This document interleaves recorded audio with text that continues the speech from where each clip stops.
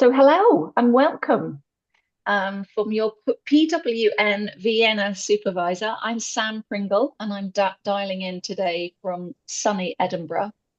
And it gives me enormous delight to welcome Liliana and Vlad from EMCC Romania. So we're all part of the EMCC as accredited supervisors for coaches and mentors.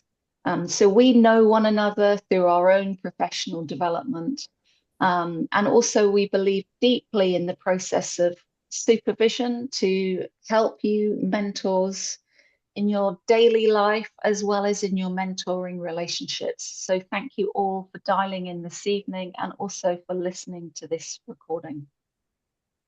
I'd like to kick off with a little bit more about what reflective practice is and what supervision is. I recognize some of your faces from previous events, so apologies if you've heard this before. But every time I look at these slides, there's something about reflective practice and this process of holding these conversations that I haven't heard or that I haven't really understood before. So I'm believing that this will serve us all. So I'm going to present for the first 30 minutes or so with Vlad and Liliana, and then we're going to turn off the recording and we're going to break off into groups to practice and reflect on some of these questions that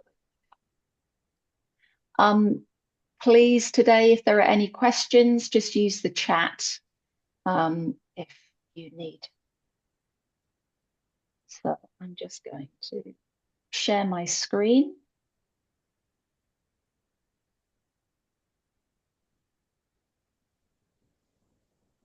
So welcome. Reflective practice. We're calling this a reflective practice. It also surrounds the whole area of supervision, and Liliana, Vlad, and I are all accredited supervisors with European Mentoring and Coaching Council. It's a global organization and it's all part of the Global Code of Ethics. And we'll talk a little bit more about that. But I've actually been a supervisor for PWN Vienna for a few years now. And yeah, and this is part of explaining a little bit about why do we have supervision as an offering. So let me just quickly share that again because it's just stopped sharing.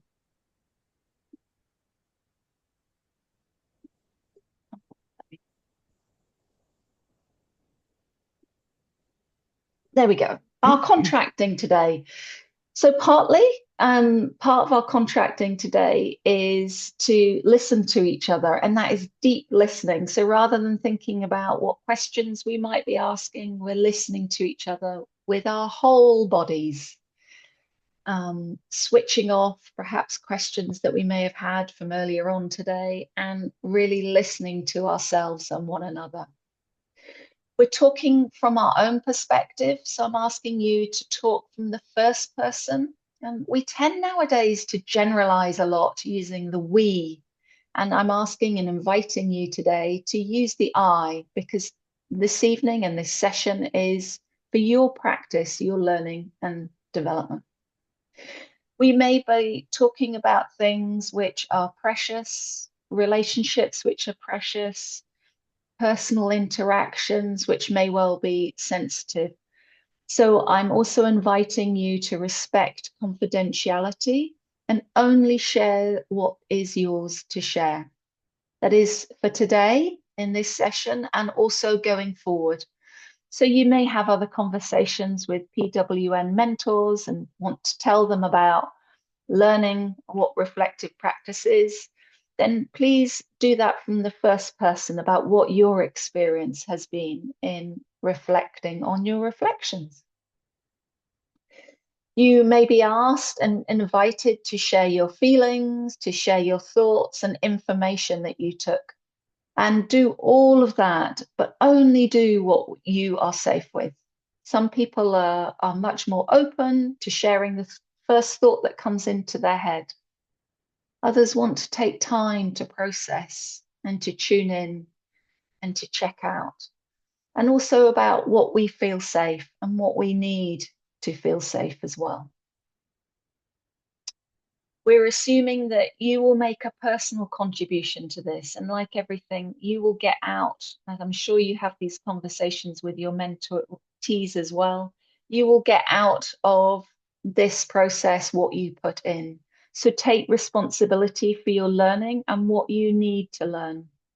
It might be that you need to take a break, stand up. Please do whatever you need to do. And please be respectful to those of you that might need more time. That I appreciate that English isn't first language for most people on this course, on this call. And so I appreciate and I'm respectful of the time that you might need to work out in different languages what you're thinking and feeling. So being patient, honest, and empathetic with one another. We're creating a container to reflect, and that is creating that safety, trust, so that we can all learn, and everyone is different. So again, once we break out, please think about what it is that you need within this container, this virtual container, in order to learn. When we break out, you'll have a supervisor in each of the breakout rooms. So agree what it is that you need to agree for your confidentiality and what you need to contract for. We ask you to do that ethically. We are bound by a code of ethics, so we don't take the conversation any further apart from into our supervision as well. And as I said earlier, we are recording this first part, but not when you go into the containers. And for those of you that are interested in a code of ethics surrounding your practice as a mentor, then please refer to the Global Code of Ethics for the EMCC as well. And I think on your website, there's also a link to this as well. So what is group supervision that we will be doing this evening? It's a small reflective practice. It's an experience. It's not a theory. It's about expanding your noticing. It's about slowing down, because I don't know about you, but my life goes at 110 miles an hour, and having that space just to hear myself, to really listen to others, to listen to my whole body, and to gain support, I find really, really helpful. And what I find is what shows up in my relationship with my clients, whether they're my mentees or my coaching clients, shows up all over my life. So it's us partnering together and being curious, creating a personal and professional space for you to develop your skills and competencies as a mentor. And we know that you'll take that wherever you are, in service of a whole system, in service of your people that you live with, you work with all over your life.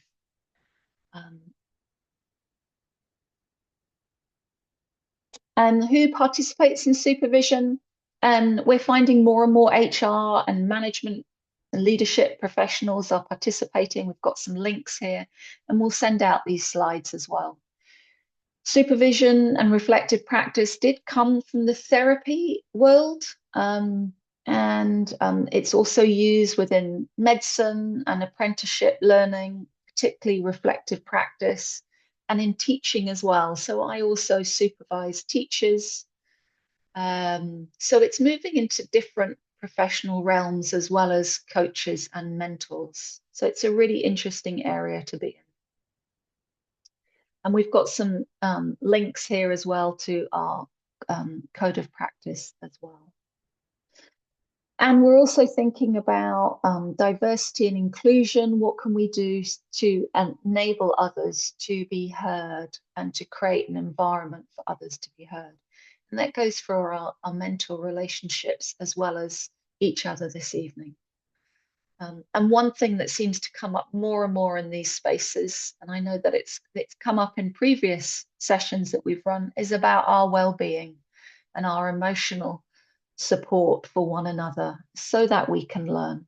But when we're just surviving, we can't really expand into that learning environment. So attending to ourselves and to our own well-being is at the forefront of creating this reflective space for you.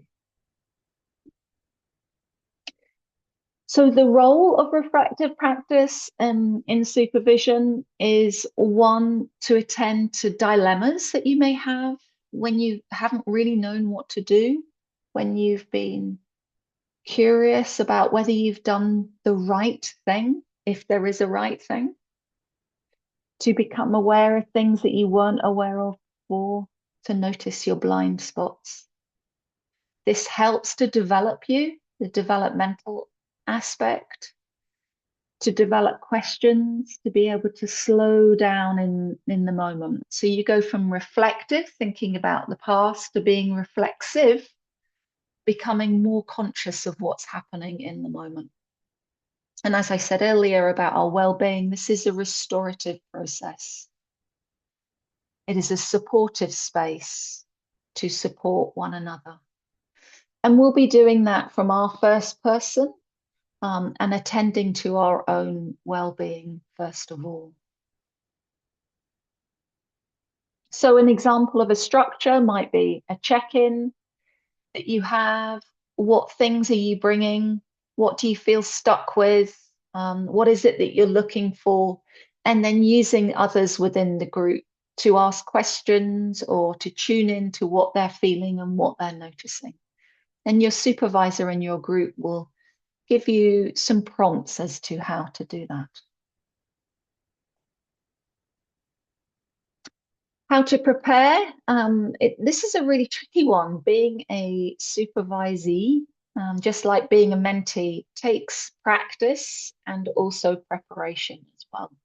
So we're going to give you some ideas of things that you might want to bring in from our following slides.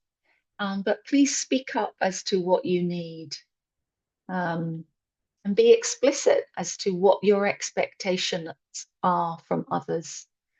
And also whether we can give you that and supply that for you. We need to contract that as well. Ask for feedback. What do you think? How did that come across? What do you notice about what I said? What didn't I do? Ask for feedback from one another. And that may well involve being vulnerable. And we see vulnerability, meaning that I make a vulnerability as being strong enough to be open to making mistakes or not getting it right or not knowing. That's the kind of vulnerability. And vulnerability may well mean different things to all of you. But you may well invite shared emotions. It might be reflecting back body language that you see people do as they are sharing the dilemma that they have. Or it might be, yeah, I noticed that I feel fearful when you talked about your situation. And likewise, as we've mentioned before, keeping that confidentiality. So not mentioning people's names during the session and also after the session. So what kind of questions might you consider? What's going on in your practice at the moment? It might be that you're coming to the end of your sessions. It might be that you've finished up and you might be reflecting on endings. We'll be touching on that this evening. What are you feeling really comfortable about? People often bring problems, but you might not want to. You might want to bring something to celebrate, something that you feel really proud of. Or it might be something that you feel less comfortable with, that you feel challenged with. So these might be all things that you have on your mind this evening. And we're inviting you to bring one thing into these sessions we're about to open up. And what I'd like to do now is I'd like to hand over to Liliana. Liliana, would you like me to stop sharing, or are you okay just with me to be in charge of the... Oh, no, I think you can use the slides, can't you? You've got co-host. Oh, I just see a message. Oh, thank you. Thank you, Beryl, for letting us know she's not feeling well. a terrible headache. Oh dear. Sorry, hope you will feel better. So I was just reflecting on what Sam was just mentioning earlier. And today we are on a journey and we are coming closer to the end of the journey as mentors, probably in a couple of weeks or in 1 month, probably. I don't know how long the program was for you. And if looking back to what was happening in the relationship, the mentor-mentee, this is a kind of way on how do we look on that. I don't want necessarily to use the words evaluation, but if I'm going to say evaluation, I am just thinking on a qualitative evaluation actually about how this relation was going over the journey, what was happening there. And because this slide here is showing the importance of the relation and the clarity of the objectives which were agreed at the beginning of the relation, because this is important. And mentoring is a partnership where the mentee is coming in order to reach his or her objectives. Yeah, it is a journey, and in the end, we are looking together to the progress which has been made over a period of time in relation with the objectives. And you can see that we may have a nice relation, we may have maybe a comfortable relation with someone, but this doesn't mean necessary that the results are there, that the progress is made in the direction of achieving some objectives. Yeah. So it's also important to have a high clarity of the objectives, but also a high rapport between mentor and mentee. And I'm looking to this left up corner. That means it is about the relation, and it's also about the result of the relation of what was happening over the journey, so that the mentee is achieving the objectives. And all the other three quadrants are showing and are here to help you to reflect on how was your relationship now being just shortly in front of this journey which is ending. You will get these slides, and this can be of your support even for further relations in terms of mentor-mentee, and a very useful piece for a further reflection. I am handing over to Vlad now.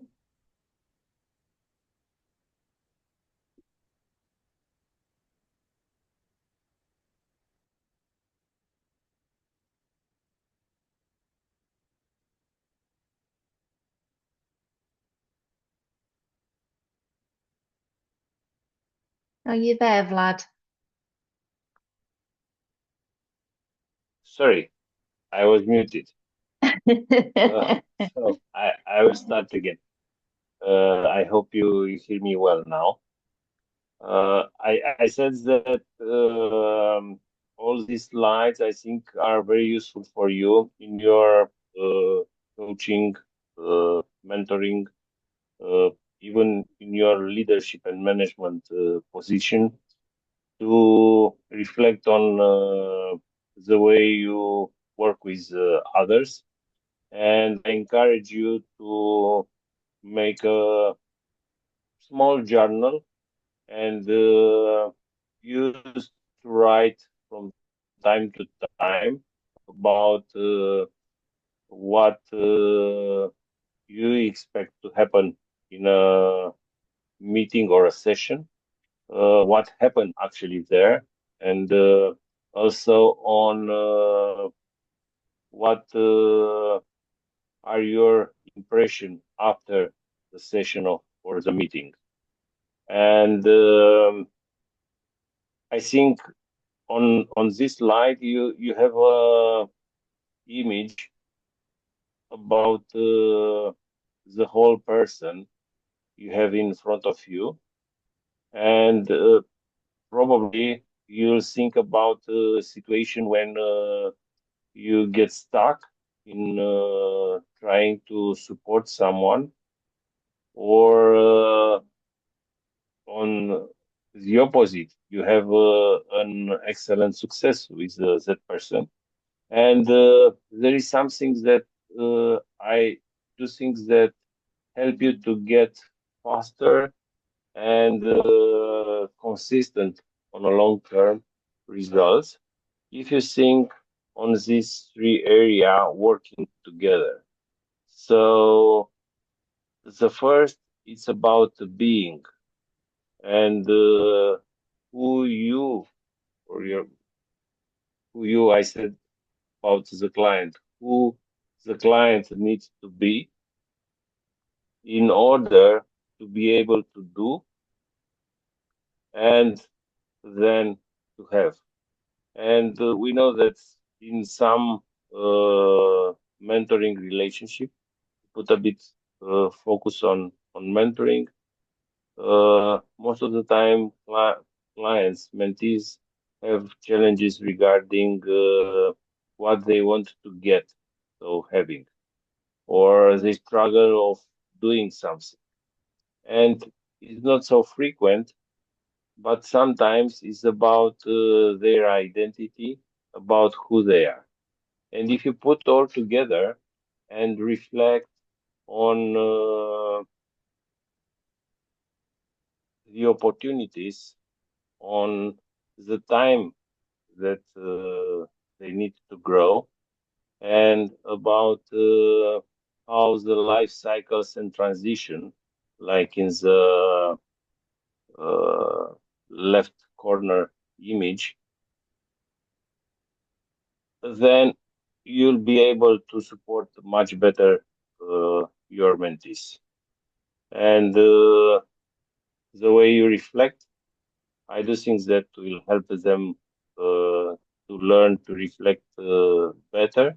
And as Sam said at the beginning of the session, actually the success of the mentoring relation depends not only on how good is the mentor, but also the skills and the abilities of the mentees.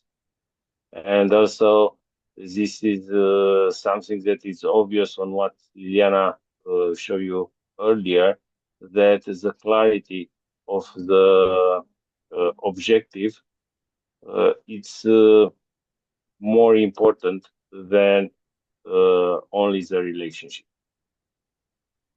So this is my slide, and I do think that the last one is from Sam about the ending, which I do think that it's very relevant, especially in mentoring relationship when they are on long term. Sam?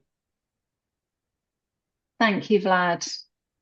Yeah, so endings, because some of you may well be coming to the end of your relationship, and also that we're coming to the end of delivering this piece on reflective practice to PWN Vienna.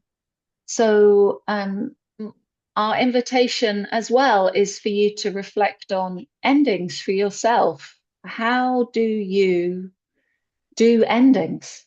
What's been your historic relationship with endings? To perhaps be curious about what patterns you might see that might show up in your mentee relationship, or that you might be sensitive to. Do you tend to keep relationships on? Sorry, and do you have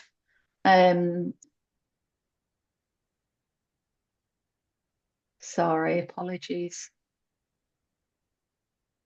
Let me just get back to my, yeah. Do you abruptly finish? Do you want to hold on? Do you find it difficult to do that? Someone's being very persistent to try and call me. What are your patterns when it comes to endings? How might this be influencing your mentor-mentee relationship at the moment? What would you like to be different as you come to the end of this particular relationship or future relationships? And I've also copied in this aphorism as well, which is everything is a beginning, a middle, and an end. So reflecting on what are you in the middle of at the moment? Could be relationships that you're ongoing, your development as a mentor, and what might you be at the beginning of?